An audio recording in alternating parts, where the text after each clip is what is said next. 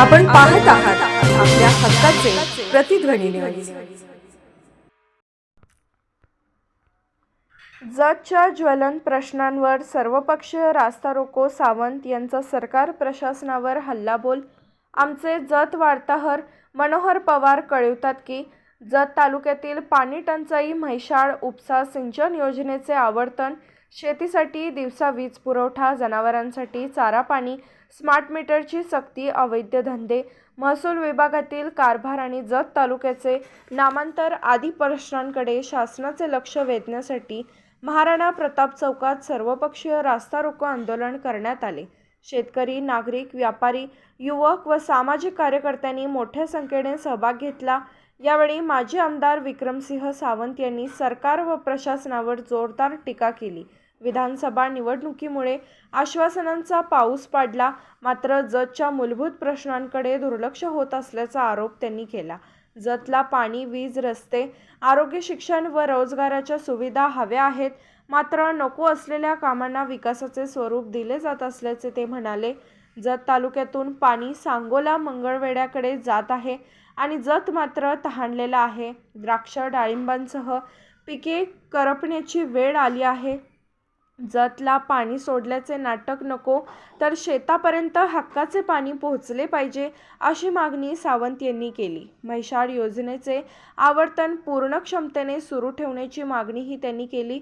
दरम्यान आंदोलनावेळी पोलीस प्रशासनाच्या कार्यवाहीवरून सावंत आणि पोलिसांमध्ये शाब्दिक वाद झाला. काही काळ वातावरण तणावपूर्ण झाले, मात्र आंदोलन शांततेत सुरू राहिले.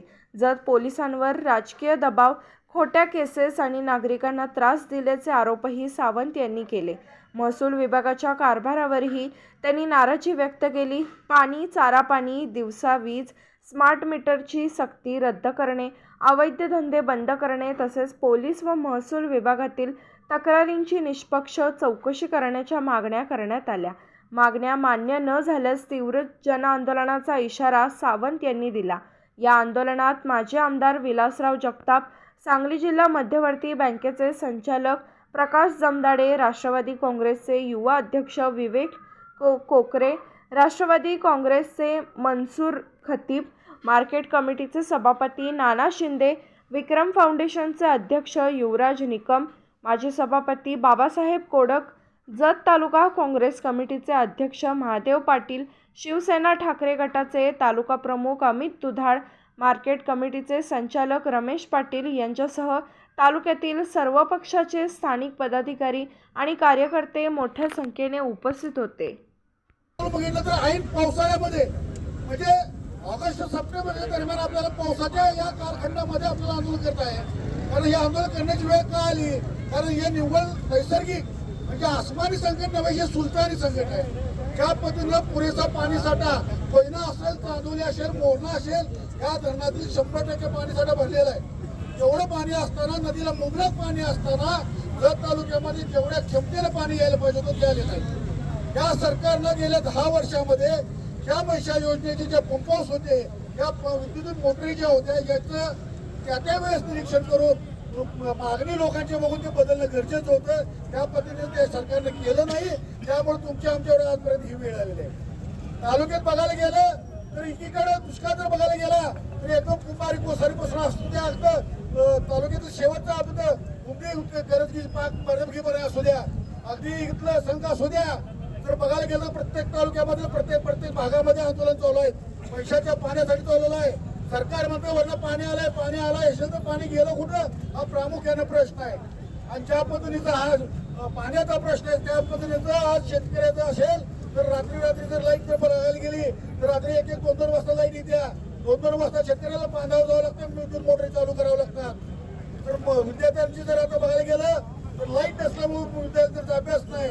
आणि याचं प्रामुख्याने सांगून आता राहिलेला मुद्दा, जतमध्ये स्मार्ट मीटरच्या नावाखाली अनेक घरामध्ये मीटर बसवण्यात आलेले आहेत. ज्या घरांचं 300 रुपये लाईट बिल होतं त्याचं 1500 ते 2000 रुपये लाईट बिल आलेलं आहे.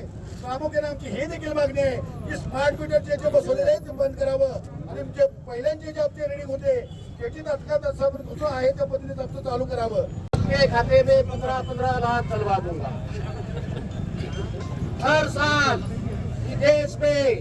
तो करोड़ युवकों को नौकरी दूंगा और किसानों का आयात उत्पन्न दुगना कर दूंगा. हे बंधूंनो घोषणा आहे 2014 ची, लक्षात ठेवा. आणि आपल्याला जत तालुक्याला सगळ्याला सहन करायचं लागलं. सहन करायची एनर्जी तुमच्यामध्ये निर्माण झालेली आहे.